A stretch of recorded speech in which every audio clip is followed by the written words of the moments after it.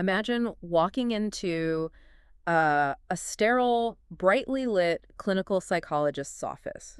You sit down on this very sensible gray couch to get the results of a standard psychological evaluation. Right, just a totally normal Tuesday. Exactly. But instead of handing you a neat little chart of your personality traits, the doctor hands you a prescription pad, and written on it is just one word: Nirvana. Yeah, that abrupt collision of clinical data and profound mysticism is the exact architecture of the translated document we are exploring today. It's titled The Peak Experience and Bliss State of Life. It's quite a title. It really is. And the author is attempting to map out nothing less than the ultimate human experience. To pull this off, they are bridging the highly observational world of Western clinical psychology with these intensely visceral physical sensations, Mhm. and then framing it all within ancient Eastern spiritual paradigms like Taoism and Buddhism. And just to establish our footing for you listening right now, we are diving into this author's highly specific worldview entirely impartially. Yeah, absolutely. We are not here to validate the theology or the psychological claims, but rather to unpack the fascinating mechanical argument the text builds. We are tracing a roadmap that claims to show how a human being can theoretically transition from a fleeting moment of mundane joy into a permanent, eternal state of spiritual ecstasy. And the foundation of that roadmap starts in a surprisingly grounded place, which is mid-20th century American psychology. Right. The text builds its initial premise entirely around Abraham Maslow and his concept of self-realization. The hierarchy of needs guy. Exactly. Maslow argued that once basic human survival needs are met, food, shelter, safety, humanity strives upward toward an ultimate psychological pinnacle. According to the text, the absolute hallmark that you have reached this apex is the peak experience, which Maslow clinically defined as a strong identity experience. Which on its face sounds incredibly dry.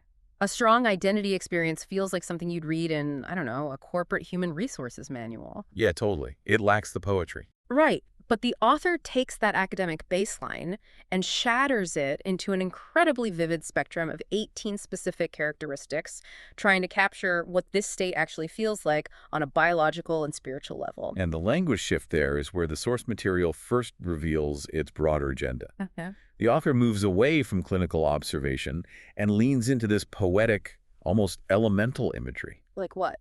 Well, one of the 18 characteristics describes the person in this state as being like a vigorously flowing river. Wow. Yeah, and another claims you feel as unsophisticated and pure as a newborn baby. The newborn baby imagery is particularly striking to me. It suggests that reaching the peak of human psychological development doesn't mean gaining more complex intellectual layers, but rather stripping them away. Stripping away the ego. Exactly. You're shedding the ego-driven anxieties, the sophisticated defenses we all build as adults, and returning to a state of uncorrupted, frictionless existence. If I try to map that flowing river concept onto everyday life, it sounds like entering the ultimate flow state. You know that feeling when you are deeply immersed in a creative project or playing a sport, and the concept of time just evaporates? You aren't consciously planning your next move. The action just pours out of you effortlessly. The text absolutely supports that modern parallel. It even specifically notes that a person in this peak state can improvise at will. But the author insists this isn't just about being highly productive or intensely focused on a hobby. Right. They take it much further. They do.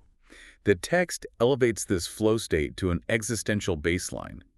It claims that in this peak experience, a person possesses abundant essence, ki, and spirit. I want to pause on that term ki because that's a massive conceptual leap from Western psychology. Oh, absolutely. In traditional Chinese philosophy, ki is the fundamental life force, the vital energy that permeates everything in the universe. By injecting that specific term into a discussion about Maslow, the author is implying that this psychological peak isn't just a quirk of brain chemistry. It is a literal maximization of your cosmic energy. That is the crucial pivot the text makes. The author lists other traits, like achieving a state completely free from hostility, free from hate, entirely detached from worldly affairs, and being optimistic about everything as if all can be conquered. Which sounds lovely. It does, but then they push the boundaries even further, using phrases like experiencing mysterious ecstasy and feeling overjoyed and grateful for gods. So we have officially left the therapist's couch. You really have. The author is arguing that what Western psychologists observed and labeled as a strong identity experience is actually humanity stumbling blindly into the footprint of the divine. They are positing that the psychological phenomenon is our biological hardware temporarily picking up a spiritual frequency, Yes. which immediately raises the mechanical question for me. If this mysterious ecstasy is the ultimate human state, how does a person systematically trigger it? Well, the text points back to Maslow's investigative reports across 5 continents, noting that humanity has historically accessed these peak experiences through 2 primary behavioral pathways: music and sex. And the source material zeroes in on sex with a level of intensity that is genuinely shocking given the overarching spiritual theme. Yeah, it doesn't hold back. Not at all. The author includes a series of first-hand accounts from people describing sexual climax, and the descriptions are graphic, explicit, and just overwhelmingly visceral. The sensory detail in those quotes is intentionally overpowering. The author includes testimonies where subjects describe the biological peak as feeling their head as light as a feather. Right. They talk about the sensation of finally awakening from the dense fog of daily life. And those are the milder quotes, honestly. Yeah, they get much more intense. The text goes on to describe sensations that are almost violent in their intensity. One subject describes an irresistible feeling that culminates in a screaming rocket with blast-like pleasure appearing in my sexual organs, which then radiates outward until the entire physical body is consumed. It's very vivid. They talk about the sensation of an internal explosion accompanied by severe physical tension, heat, wetness, a roaring, devouring fire, and violent, convulsive bodily spasms. The sheer physical force of those descriptions is really the author's primary tool to explain a concept that basically defies language. I have to play the skeptic here, though, because this is an incredibly jarring transition. We are reading an essay dedicated to attaining the supreme realm of Buddhist study and mapping the path to eternal spiritual enlightenment in the Elysium world. Right. So why would the author rely on such extreme, borderline erotic descriptions of biological climax? It feels like we are using a sledgehammer to do the work of a tuning fork. I get that. It feels contradictory until you look at the fundamental problem of spiritual literature, which is how do you explain the total loss of the ego to someone who has only ever known existence through their ego? Okay, that makes sense. Most people nod along to the phrase losing yourself, but they have no functional understanding of what that entails. The author uses biological climax because it is the most universally accessible, overpowering instance where the human mind functionally shuts off. Interesting. Look at the specific phrasing hidden within those intense physical quotes. Amidst the screaming rockets and convulsions, the subjects state, the sensation is an utter immersion without willpower and disconnected from my mind. Disconnected from my mind. So the physical spasm isn't the point. The mental oblivion is. Exactly. They are describing a momentary, localized ego death.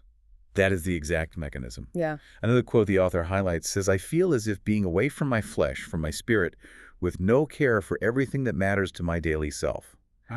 The author is using the extreme sensory overload of physical intimacy to prove that a reality exists outside of your daily mundane consciousness. The willpower vanishes. The ego dissolves. For a few seconds, the human being transcends their earthly anxieties entirely. It's essentially an introductory demo. Yeah, the demo is a good way to put it. It's like trying to explain the vacuum of deep space to someone who's never left Earth. You have to point to the sensation of holding your breath underwater to even begin the conversation. The author is saying, remember that split second of mind-bending total oblivion you feel during physical ecstasy. Imagine that, not as a 3-second physiological reaction, but as your permanent state of existence. And that proposition is exactly where the text introduces its most significant philosophical twist. Yeah. Because after glorifying the sheer power of this physical peak experience, the author categorically dismisses human sexual love as low level. It's low level because it comes with a fatal flaw, which is that it is temporary. The text argues that relying on physical intimacy for this peak experience is fundamentally tragic. You have the internal explosion, the loss of self, the mystical ecstasy. And then the biological wave breaks. Exactly. You wash right back up on the shores of reality, back into that dense fog of daily life where you have to do laundry, pay bills, and deal with your ego again. The author identifies the true goal, the supreme realm of Buddhist study, the ultimate existence in the Elysium world, as stretching that transient peak into eternity. The objective is to exist in that state of mysterious ecstasy forever, without ever coming down. Which brings us to the concept of self-harmony. The text claims that to make this state permanent, a human life must possess both yin and yang entirely within themselves. You must become completely free from the need for any external sexual supplement. Right. No external dependencies. If I can try to visualize this, it's a massive shift in how we think about energy. Relying on physical love is like being a machine that constantly needs to plug into someone else's battery to get a temporary spark. You get a surge of power, but it drains almost immediately. The external dependency is the flaw. Hmm. The text proposes that achieving self-harmony means stopping the search for an external energy source. So it's more like a dying star collapsing inward, compressing all its matter until it ignites its own internal fusion reactor. You become a completely self-sustaining, closed-loop energy grid. You generate the peak experience entirely on your own, endlessly, without needing another physical body to trigger it. That closed-loop concept is perfectly aligned with the visual the author uses, the Taoist yin-yang fish. Oh, The symbol, with its perfectly interlocking light and dark halves containing a seed of their opposite, represents absolute internal completeness. The philosophical claim the text makes here is profound. It says, Buddha is nature, and nature is Buddha. so if Buddha is nature, and nature is defined by inherent dualities, light and dark, male and female, creation and destruction, then attaining the ultimate peak means internalizing the entire cosmic ecosystem. Yes.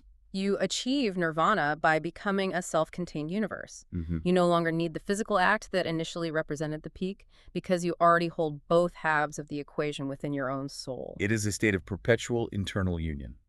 But the text doesn't just leave this as an abstract, unreachable ideal. The author actually lays out a grueling, highly systematic roadmap for a regular person to transition into this self-sustaining dynamo. Yeah, it's very It specific. requires an intense project of self-refinement. And reading through this roadmap, it becomes clear this is not a casual weekend meditation retreat. The process begins with a demand to completely do-weed your soul garden. Do weed your soul garden. Yeah, mechanically, this seems to mean a violent uprooting of every earthly attachment, resentment, and psychological anchor you possess. You cannot ascend if you are tethered to mundane emotional baggage. And the de-weeding is just the baseline purification. The text then introduces a sweeping theological mechanism, which is the requirement to pay back all debts from past lives. Right. So we are abruptly pulled into the mechanics of reincarnation. Which fundamentally changes the stakes. You aren't just apologizing for the mistakes of your current life, you are untangling centuries of karmic knots. If the goal is a frictionless existence, a karmic debt acts as a literal energetic weight pulling your consciousness back into the physical cycle of suffering. Exactly. The text argues you must balance those cosmic scales to achieve a state of being highly free with no worries. And neutrality isn't enough. Once the debt is cleared, the roadmap requires the proactive accumulation of merits and virtues in heaven. You have to build an overwhelmingly positive spiritual balance sheet. Only then can your consciousness undergo the final step, ascending to a perfect state, akin to a celestial being or Buddha. The scope of that transition is just staggering. And what makes this source material so uniquely fascinating is the author's claim that this isn't just a solitary internal journey you take while sitting alone in a room. The text points to the creation of actual physical infrastructure designed to facilitate this ascension. Yes, the new oasis for life. Exactly. They describe it as meticulously planned physical locations meant for a specific community called Chanyuan Celestials. The Chanyuan Celestials, within the context of this text, are the dedicated practitioners who have committed their entire existence to this specific philosophical architecture. The author describes a built environment, a physical community functioning as an incubator. Like a training ground. Right. The goal is for these celestials to live in an environment that maximizes joy and freedom, continually experiencing these peak states until they achieve total self-harmony and transition to the celestial island continent to enjoy eternal bliss. Which sets the stage for the final and perhaps most difficult philosophical leap in the entire text. To justify this total abandonment of the physical world for the spiritual one, the author anchors their argument in one of the most dense texts in Eastern philosophy, the Buddhist Heart Sutra. Yeah, the text relies heavily on the Heart Sutra's core realization, which is that all forms, feelings, thoughts, behaviors, and cognitions are entirely illusory. The famous assertion is that form is emptiness, and emptiness is form. The tangible world is born from the invisible. Let's ground that in reality for a second. If you are listening to this deep dive right now, maybe gripping a steering wheel in heavy traffic, it is a massive cognitive leap to accept the premise that the texture of the steering wheel, the tension in your hands, and your frustration with the cars in front of you are entirely fake. Completely fake, yeah. The sutra is arguing that our physical perceptions, seeing, hearing, smelling, feeling, are active biological deceivers. They trick consciousness into believing in illusions like birth, death, purity, and defilement. The physical senses are portrayed as a trap, essentially keeping you locked in a cycle of suffering because you believe the illusions are real.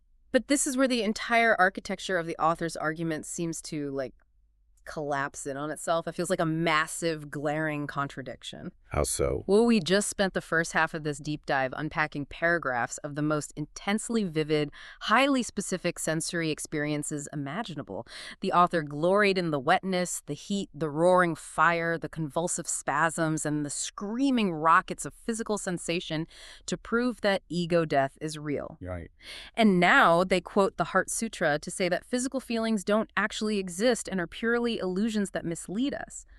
How can the physical peak be the indisputable blueprint for heavenly ecstasy while simultaneously being a total illusion? I mean, you can't have it both ways. It is the ultimate paradox of the text, for sure, but the author uses that contradiction as a necessary progression.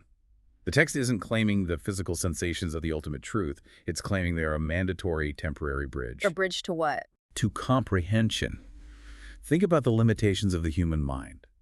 To understand the concept of a limitless, eternal ecstasy without boundaries, a human being who is entirely bound by their physical senses needs a tangible taste of it. Okay, I'm following. The biological climax, that overwhelming sensory overload that forces the mind to disconnect, is the entry ramp. It is a localized, physical demonstration of a cosmic reality. I see. It's like using a ladder to climb onto a roof. The ladder is entirely necessary to elevate you, but once you are on the roof, you don't carry the ladder around with you. That is precisely the mechanism the author implies. If you cling to the physical demonstration, if you believe the ladder is the roof, or that the physical body is the ultimate reality, you remain trapped in the illusion. To reach Nirvana, to attain that eternal peak, the text demands that you experience the physical peak, recognize the profound truth of ego loss hidden inside it, and then completely discard the physical vehicle that brought you there. You must shed the biological body, the sensory illusions, and all worldly dualities to reach what the sutra calls the other shore. You take the pure feeling of the peak, internalize it through self-harmony, and detach it forever from the physical world. The sheer conceptual distance this source text travels is just staggering. Just to trace the arc we've walked today, it begins in the highly grounded observational world of Western psychology, using Abraham Maslow's clinical definitions to establish a baseline of human realization. And then takes a wild turn. Seriously. From there, it plunges directly into the most overpowering, explicit depths of biological and sexual ecstasy to map out the exact sensation of the human ego dissolving.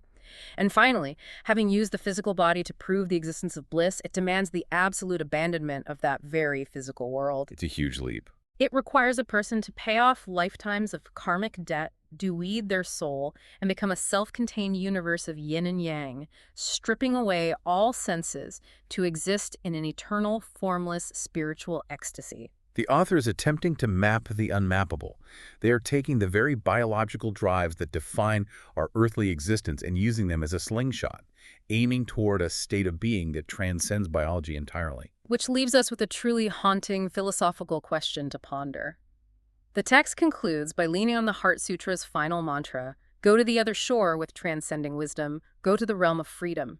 But when you step back and look at the totality of this roadmap, if the ultimate state of human bliss requires stripping away all of our senses, erasing all of our earthly thoughts, severing our physical connections to others, and shedding the very form that makes us recognizable, is the highest possible form of human experience actually the complete absence of being human at all? That is the beautiful, terrifying paradox at the heart of the text. Does transcending our nature fundamentally mean fulfilling it, or does it mean erasing it entirely? That is something heavy to mull over the next time you find yourself lost in a flow state, or staring blankly at a sterile psychology chart. Thank you for joining us on this deep dive into a truly wild intersection of clinical science, visceral biology, and the infinite. We'll catch you next time.